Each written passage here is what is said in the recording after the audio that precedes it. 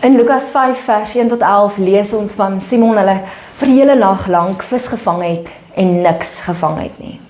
Waar hulle diep en teleurgesteld is dat hulle nie hulle taak kon verrig nie.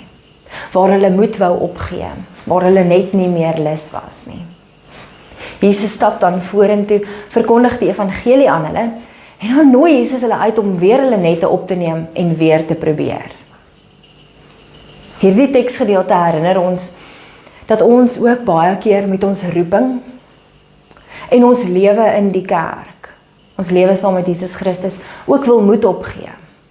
Ook probeer, maar partykeer voel dat ons net nie slaag nie. Partykeer voel dat dit maar net ook 'n mislukking is.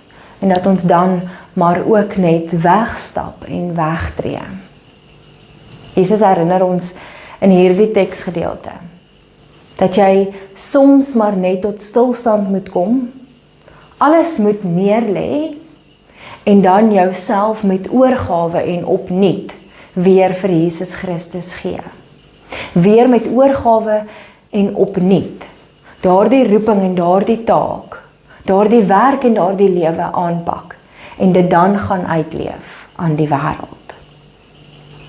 Wanneer hulle dan hulle nette opneem, was hulle nette so vol dat dit wou skeur. Wanneer ons weer terugkeer na Jesus Christus, weer terugkeer na gebed en weer opnuut en met oorgawe daardie roeping en taak en lewe van ons opneem, dan lewe ons dit weer uit saam met Jesus Christus. Dan is dit ook weer anders en dan voel ons ook partykeer dat ons ook weer op 'n ander manier slaag en dit reg kry. Omdat ons vir 'n oomblik weer nader was aan God.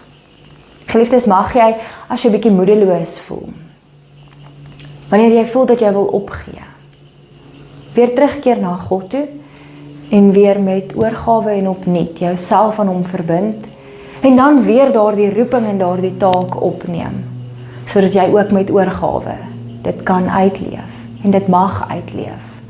Want die wêreld is soekend na ons wat ons roepings, ons wat ons lewe as heiliges, as Christene, as gelowiges uitleef.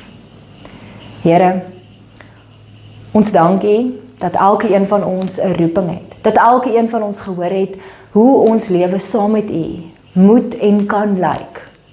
Here, ons vra ook nou U seën op ons werk, ons vra ook nou U seën op ons lewe. U seën op dit wat ons verkondig aan die wêreld. Laat ons nou met oorgawe ons roepings uitleef. Amen.